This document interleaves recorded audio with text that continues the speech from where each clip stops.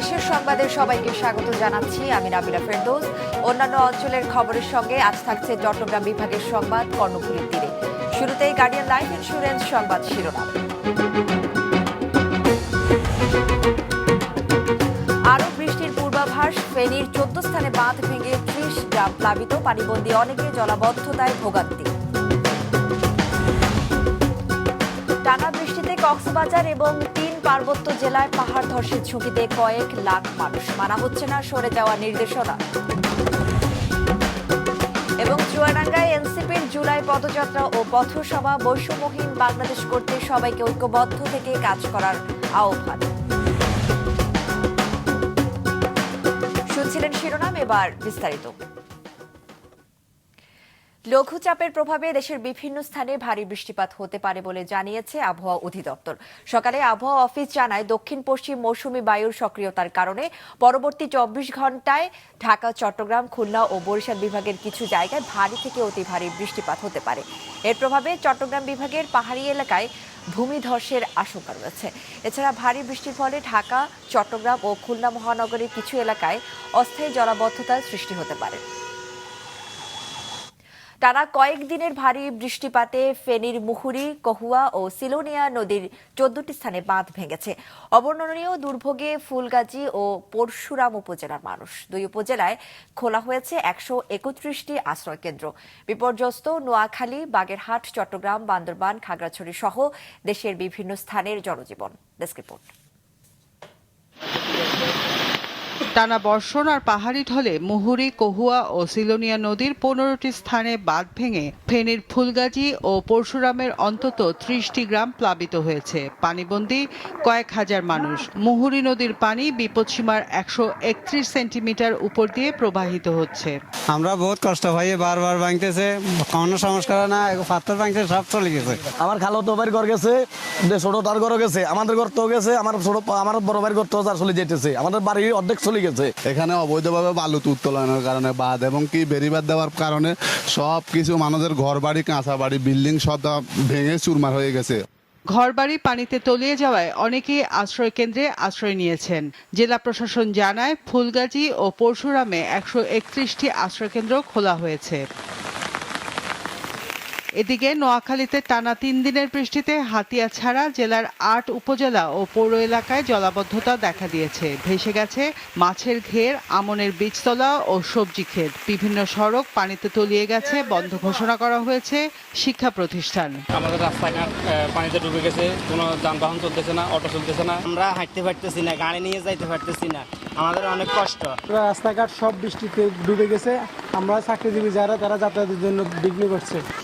চট্টগ্রামে থেমে থেমে হালকা থেকে মাঝারি বৃষ্টিপাত হচ্ছে, এতে কিছু কিছু এলাকায় জলজট দেখা দিয়েছে। নগরীর ওয়াসামোড়, কাপাসগোলা সহ নিচু এলাকাগুলোতে পানি উঠেছে। ভোগান্তিতে পড়েছে জনজীবন। পতেঙ্গা আবহাওয়া অফিস জানায়, সর্বশেষ 24 ঘন্টায় চট্টগ্রামে 85 মিলিমিটার বৃষ্টিপাত রেকর্ড করা হয়েছে। এদিকে পাহাড় ধসের শঙ্কায় চট্টগ্রাম নগরের ঝুঁকিপূর্ণ পাহাড়ের পাদদেশে থাকা বাসিন্দাদের সরে যেতে মাইকিং করছে জেলা প্রশাসন ও বাংলাদেশ রেড ক্রিসেন্ট সোসাইটির সিটি ইউনিট। বাগেরহাট সদর, মোড়লগঞ্জ, মোংলা, শরণখোলা, রামপাল সহ জেলার 9টি উপজেলার নিচু এলাকা প্লাবিত হয়েছে। গেল 24 ঘন্টায় জেলার 1105 মিলিমিটার বৃষ্টিপাত রেকর্ড করা হয়েছে। জেলার সব নদীর পানি 1 থেকে 2 ফুট বৃদ্ধি পেয়েছে। তলিয়ে গেছে বেশ কিছু চিংড়ির ঘের। কুমিল্লার গোমতী নদী ও বান্দরবানের সাঙ্গু ও মাতামুহুরী নদীর পানি বৃদ্ধি পেয়েছে। রওশন জাহান মিষ্টি, মাছরাঙা নিউজ ডেস্ক। দর্শক, ফেনী, নোয়াখালী, খাগড়াছড়ি ও বান্দরবান থেকে জলাবদ্ধতার খবর কিছুক্ষণ আগে জানিয়েছেন আমাদের সহকর্মীরা। কহুয়া ও সিলোনিয়া নদীর 15টি স্থানে বাঁধ ভেঙেছে। বাঁধ ভেঙে ফুলগাজী ও পরশুরামে প্রায় 30টি গ্রামে মুহূর্তে প্লাবিত রয়েছে। গত সকালে আমরা যখন এসেছিলাম এই সড়কের অবস্থা পানি ছিল আরও অনেক নিচে, এই মুহূর্তে পানি আরও বেড়েছে, সামনে গেলে কোমর পানি। এই এলাকার প্রায় 30টি বাড়ির 30টি গ্রামের প্রায় বাড়ি ঘরে কিন্তু কোমর পর্যন্ত পানি রয়েছে এবং চলাচলের রাস্তা কোনো কোনো জায়গা হাঁটুর কোমরের উপরে পানি রয়েছে। পানি নম্বর আমাদেরকে জানিয়েছেন যতক্ষণ পর্যন্ত বৃষ্টিপাত পুরো বন্ধ না হবে এবং পানির নিচে পুরোপুরি নেমে না যাবে ততক্ষণ পর্যন্ত বাঁধের সংস্কার করা সম্ভব হবে না। এবং তারা জানিয়েছেন এই মুহূর্তে মুহুরী নদীর পানি বিপদসীমার 131 সেন্টিমিটার উপর দিয়ে প্রবাহিত হচ্ছে। আবহাওয়া অধিদপ্তর আমাদেরকে জানিয়েছেন গত 48 ঘন্টা ফেনীতে 539 মিলিমিটার বৃষ্টিপাত রেকর্ড করা হয়েছে। খাগড়াছড়িতে গত দুদিনে টানা বর্ষণে জেলার নিম্নাঞ্চল প্লাবিত হয়েছে। আমি এখন দাঁড়িয়ে রয়েছি খাগড়াছড়ি জেলা সদরের গঞ্জপাড়া এলাকায়। আপনি দেখতে পাচ্ছেন আমার পিছনে থই থই পানি। এখানে প্রায় কয়েকশো বাড়িঘর পানিতে তলিয়ে গেছেন। সেই সাথে শান্তিনগরও পানি ঢুকেছে। জেলা প্রশাসনের পক্ষ থেকে জেলা সদরের বিভিন্ন এলাকায় 25টি আশ্রয়কেন্দ্র ঘুরেছেন। তবে এখনো পর্যন্ত আশ্রয়কেন্দ্রে যাদের বাসাবাড়িতে পানি ঢুকেছে তারা কেউ আসেনি। তবে জেলা প্রশাসনের পক্ষ থেকে জানানো হচ্ছে তাদেরকে নিয়ে আসার জন্য চেষ্টা করছেন। আমি এখন দাঁড়িয়েছি বান্দরবান সদরের সাঙ্গু ব্রিজ এলাকায়। মূলত গত কয়েকদিনের যে বৃষ্টিপাত সেটি আসলে সকাল থেকে আবার আমরা দেখতে পাচ্ছি। আমরা আবহাওয়া অধিদপ্তরের সঙ্গে কথা বলেছেন, তারা আমাদেরকে জানিয়েছেন বান্দরবানের যে সকাল 9টা থেকে বিকেল 3টা পর্যন্ত 107 মিলিমিটার বৃষ্টিপাত রেকর্ড করা হয়েছে এবং এই বৃষ্টিপাতের কারণে বান্দরবানের যে সাঙ্গু এবং মাতামুহুরী নদী রয়েছে এই সাঙ্গু এবং মাতামুহুরী নদীর অনেক পানি পরিমাণ বৃদ্ধি পেয়েছে এবং যে এলাকাগুলো বর্তমানে নির্মাঞ্চল রয়েছে বান্দরবানের যে সাঙ্গু তীরবর্তী এলাকাগুলো সেখানের পানির প্রবাহ আগের চেয়ে বেড়েছে। এবং আমরা একটি জিনিস দেখেছি যে এখানের যে একটি পাহাড় রয়েছে বান্দরবানের যে পাহাড়ি এলাকার বিভিন্ন এলাকার মধ্যে আমরা ধস দেখেছি, যদিও এখনো বড় ধরনের কোনো ঘটনা সংবাদ আমরা পাইনি। এবার চট্টগ্রাম বিভাগের সংবাদ কর্ণফুলী তীরে।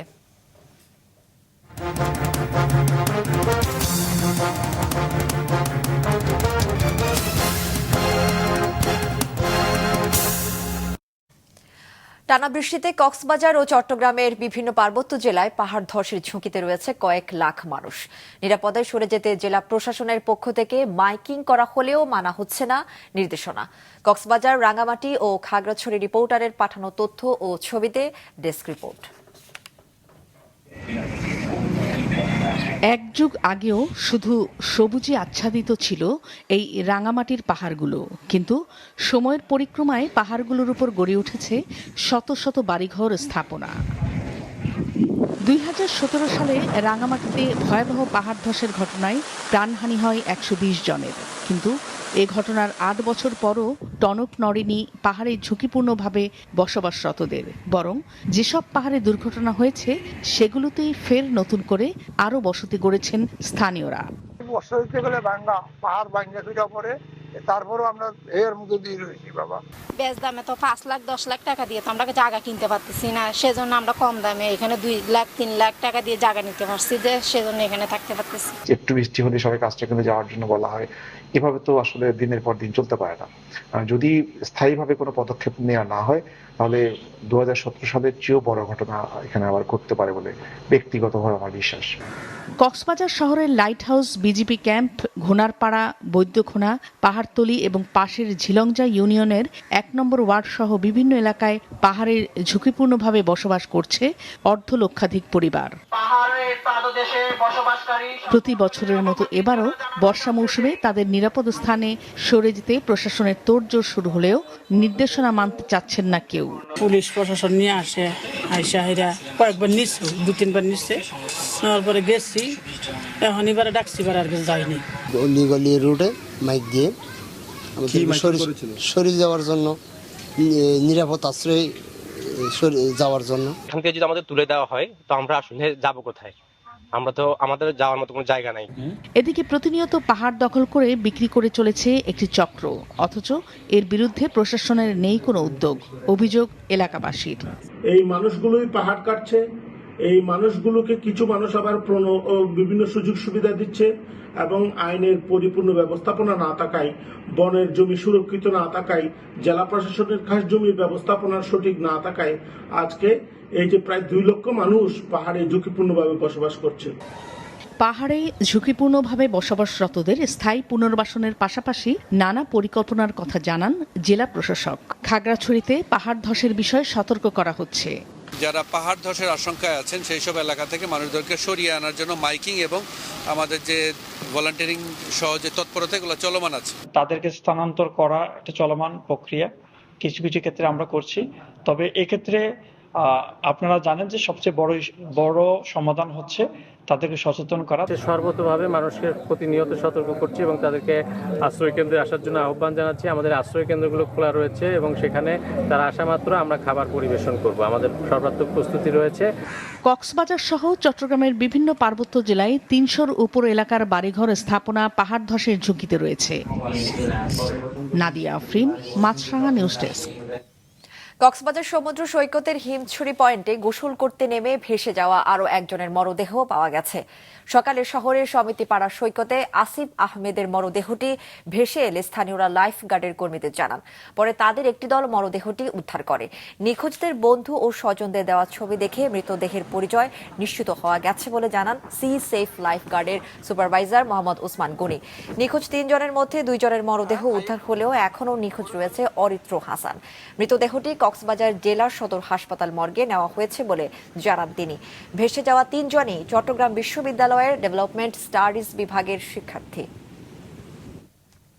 কুমিল্লার মুরাদনগরে জনরোষের শিকার হয়ে একই পরিবারের 3 জন নিহতের ঘটনায় করা মামলায় গ্রেফতার 8 জনকে 3 দিন করে রিমান্ড দিয়েছে আদালত। পরে আসামিদের কারাগারে পাঠানোর নির্দেশ দেওয়া হয়।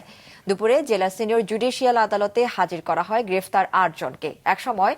এ সময় তাদের 8 দিন করে রিমান্ড আবেদন করে পুলিশ। শুনানি শেষে আসামিদের জামিন আবেদন খারিজ করে দিয়ে প্রত্যেককে 3 দিন করে রিমান্ড মঞ্জুর করেন বিচারক senior judicial magistrate Mominul Haque. এদিকে মামলাটি তদন্তের জন্য কুমিল্লা জেলা গোয়েন্দা শাখায় হস্তান্তর করা হয়েছে এবং বাকি আসামিদের গ্রেফতারের অভিযান অব্যাহত রয়েছে। বান্দরবানে উদযাপিত হচ্ছে আষাঢ়ী পূর্ণিমা। ভক্তের পদচারণায় মুখর বিভিন্ন বৌদ্ধবিহারগুলো। সকাল থেকে জেলার রাজগুরু মহাবৌদ্ধবিহার, সার্বজনীন কেন্দ্রীয় বৌদ্ধবিহার, বালাঘাট বৌদ্ধবিহার সহ বিভিন্ন বৌদ্ধবিহারে শুরু হয় প্রার্থনা, চিবরদান, গুরুভক্তি, ছোয়াইং দান সহ বিভিন্ন আনুষ্ঠানিকতা। বিকেলে হয় বুদ্ধ মূর্তি স্নান, সমবেত প্রার্থনা, হাজার প্রদীপ প্রজ্বলন সহ নানা অনুষ্ঠান। এদিকে সকালে বৌদ্ধবিহারে ধর্মীয় দেশনা ও শীল প্রদান করেন রাজগুরু মহাবৌদ্ধবিহারের বিহারাধ্যক্ষ ভদন্ত উকেতু মহাথের ও উজানিপাড়া মহাবৌদ্ধবিহারের বিহারাধ্যক্ষ ভদন্ত ডক্টর সুবর্ণালঙ্কারা মহাথের।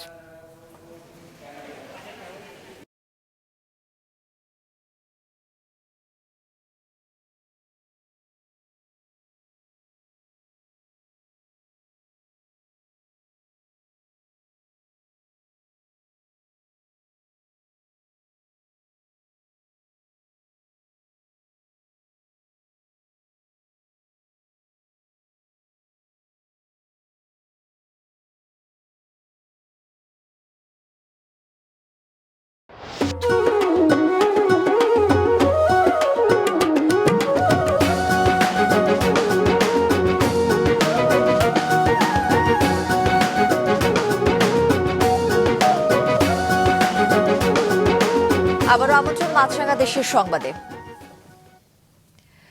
শেখ হাসিনা সরাসরি গণহত্যার নির্দেশ দিয়েছেন। একজন গণহত্যাকারীকে আশ্রয় দেওয়ার দায় ভারতকে নিতে হবে বলেছেন জাতীয় নাগরিক পার্টি এনসিপির নেতৃবৃন্দ। দেশ করতে জুলাই পদযাত্রা শীর্ষক মাসব্যাপী কর্মসূচির অংশ হিসেবে চুয়াডাঙ্গায় আজ পথসভা করে এনসিপি। Desk report. জুলাই গণ অভ্যুত্থানের বর্ষপূর্তি উপলক্ষে এনসিপির আয়োজনে সারা দেশে চলছে জুলাই পদযাত্রা। কেন্দ্রীয় কর্মসূচির অংশ হিসেবে আজ দুপুর 2:30টায় চুয়াডাঙ্গা শহরের হাসান চত্বর ও আলমডাঙ্গার আলতাইবা মোড়ে এই পদযাত্রার 9ম দিনের পথসভায় এনসিপি আহ্বায়ক নাহিদ ইসলাম বলেছেন, ভারতীয় আধিপত্যবাদের কারণে বাংলাদেশের স্বাধীনতা সার্বভৌমত্ব বারবার ক্ষুণ্ণ হয়েছে। সীমান্ত হত্যা বন্ধের বিষয়েও কথা বলেন তিনি। সীমান্ত হত্যা আমরা কোনোভাবেই মেনে নেব না। বাংলাদেশের জনগণকে, বাংলাদেশের সীমান্তকে, বাংলাদেশের মাটি ও মানচিত্রকে রক্ষা করা বাংলাদেশের ছাত্র তরুণ যুবদের দায়িত্ব। সেই দায়িত্ব আমরা নিয়েছি এবং সেই দায়িত্বের ভিত্তিতেই জাতীয় নাগরিক পার্টি কাজ করবে। এনসিপির সদস্য সচিব আক্তার হোসেন বলেন, শেখ হাসিনা সরাসরি গণহত্যার নির্দেশ দিয়েছেন।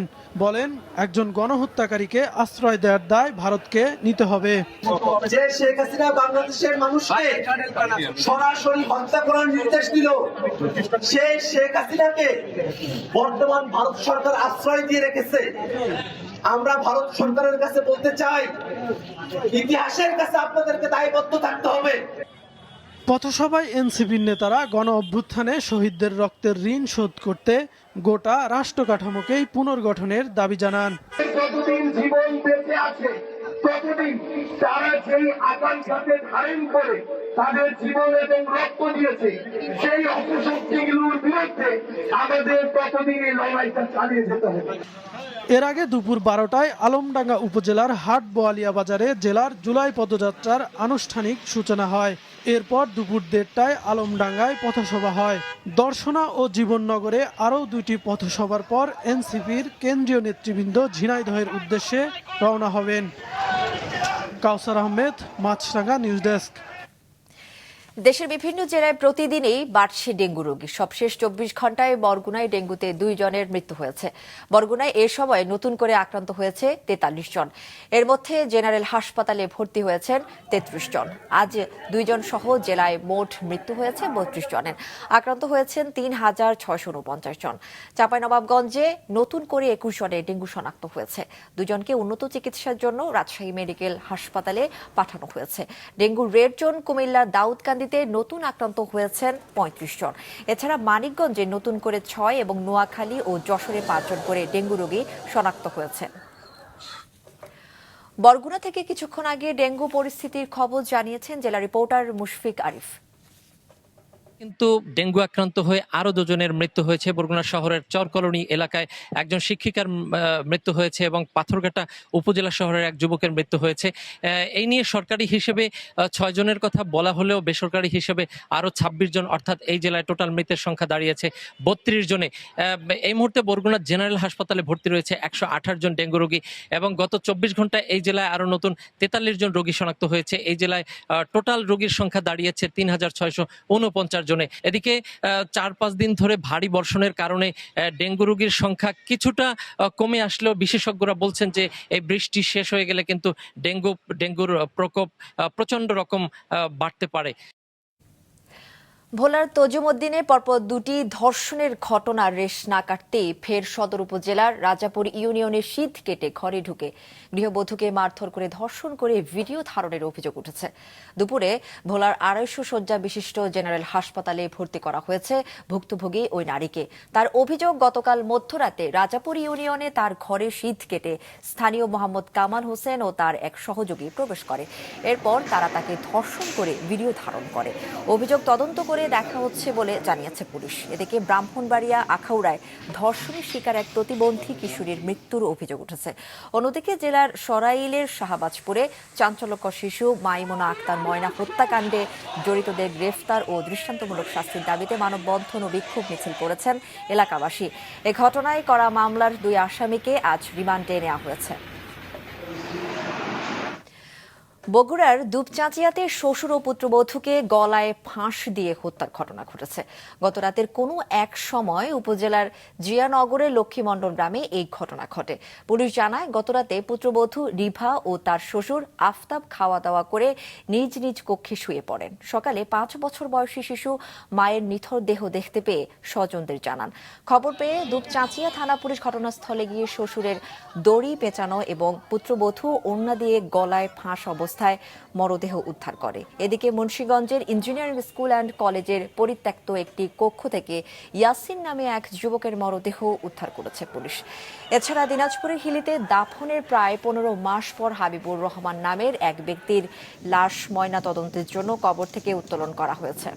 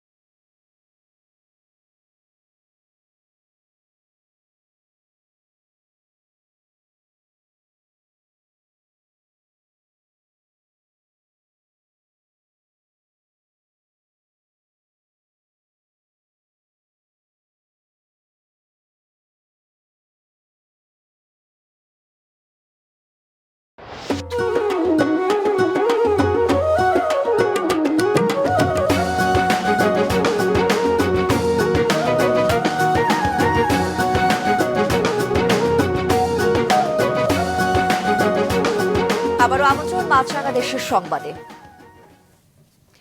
সরবরাহ কমের অজুহাতে সপ্তাহের ব্যবধানে দিনাজপুরের হিলিতে পেঁয়াজের দাম বেড়েছে কেজিতে 4 থেকে 5 টাকা।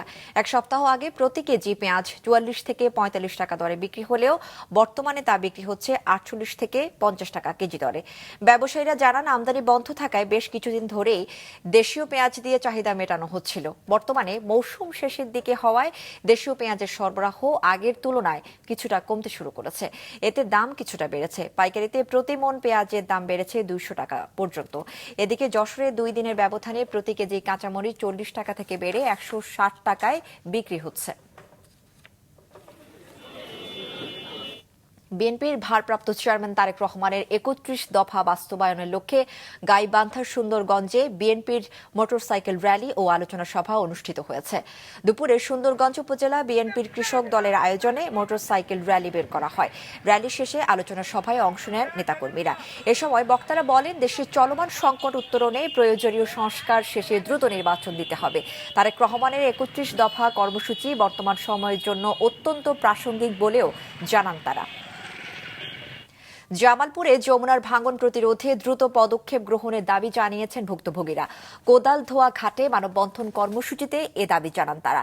এ সময় বক্তারা বলেন, কটাপুর কোদালধোয়া হয়ে আইরমারি পর্যন্ত 2 কিলোমিটার এলাকায় যমুনায় ভাঙন তীব্র আকার ধারণ করেছে। বিলীন হয়ে যাচ্ছে ঘরবাড়ি, ফসলি জমি। এদিকে শরীয়তপুরের জাজিরায় পদ্মা সেতু প্রকল্প রক্ষা বাঁধ এলাকায় ভাঙন প্রতিরোধে বালু ভর্তি বস্তা ফেলেছে পানি উন্নয়ন বোর্ড।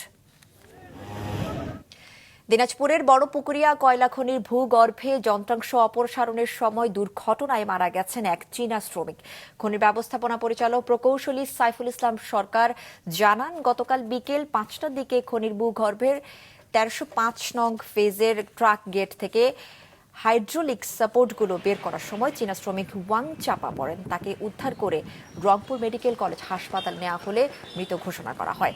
পার্বতীপুর মডেল থানার ওসি আব্দুল্লাহ আল মাহমুদ জানান, ময়নাতদন্ত শেষে যথাযথ কর্তৃপক্ষের কাছে মরদেহ হস্তান্তর করা হবে।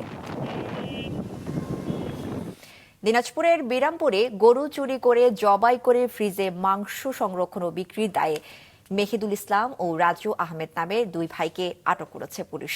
গতকাল বিকেলে পৌরসভার জোয়াল কামরা এলাকায় এই ঘটনাটি ঘটেছে। তারা পেশায় কসাই। বিরামপুর থানার ভারপ্রাপ্ত কর্মকর্তা মমতাজ উদ্দিন বলেন, মেহিদুল ও রাজু দীর্ঘদিন থেকে বিভিন্ন এলাকা থেকে চোরাই গরু কেনা ছাড়াও গরু চুরি করতেন। সেই গরু রাতেই জবাই করে মাংস বাড়ির বড় বড় ফ্রিজে সংরক্ষণ করে রাখতেন। গত মঙ্গলবার রাতে গরু চুরি করে সংরক্ষণের দায়ে তাদের গ্রেফতার করে পুলিশ। গরুর মাংস জব্দ করে মালিককে বুঝিয়ে দেওয়া হয়েছে বলে জানায় পুলিশ। খাগড়াছড়ি জেলা পরিষদের 10ম চেয়ারম্যান হিসেবে অস্থায়ীভাবে দায়িত্ব গ্রহণ করেছে শেফালিকা ত্রিপুরা। দুপুরে খাগড়াছড়ি জেলা পরিষদের কনফারেন্স হলে দায়িত্ব গ্রহণ অনুষ্ঠানের আয়োজন করা হয়। এতে সাংবাদিক, সুশীল সমাজের নেতৃবৃন্দ সহ পরিষদের সব সদস্য ও কর্মকর্তা কর্মচারীরা উপস্থিত ছিলেন। দায়িত্ব গ্রহণের পর শেফালিকা ত্রিপুরা বলেন, অস্তিত্বহীন প্রকল্প বন্ধ এবং অনিয়ম ও দুর্নীতির বিরুদ্ধে কাজ করবে জেলা পরিষদ। মাছরাঙা দেশের সংবাদ শেষ করার আগে গার্ডিয়ান লাইফ ইন্স্যুরেন্স সংবাদ শিরোনামগুলো আরও একবার। আরও বৃষ্টির পূর্বাভাস। ফেনীর 14 স্থানে বাঁধ ভেঙে 30 গ্রাম প্লাবিত, পানিবন্দী অনেকে, জলাবদ্ধতায় ভোগান্তি। টানা বৃষ্টিতে কক্সবাজার এবং 3 পার্বত্য জেলায় পাহাড় ধসের ঝুঁকিতে কয়েক লাখ মানুষ। মানা হচ্ছে না সরে যাওয়ার নির্দেশনা। এবং চুয়াডাঙ্গায় এনসিপির জুলাই পদযাত্রা ও পথসভা। বৈষম্যহীন বাংলাদেশ করতে সবাইকে ঐক্যবদ্ধ থেকে কাজ করার আহ্বান। এ ছিল এখনকার মতো। ফেসবুকে আপডেট পেতে ভিজিট করুন মাছরাঙা টেলিভিশনের পেজে। ইউটিউব চ্যানেলেও দেখতে পারেন আমাদের সংবাদ, প্রতিবেদন ও অনুষ্ঠান। আমাদের পরবর্তী সংবাদ সন্ধ্যা 7টায় দেখার আমন্ত্রণ রইল।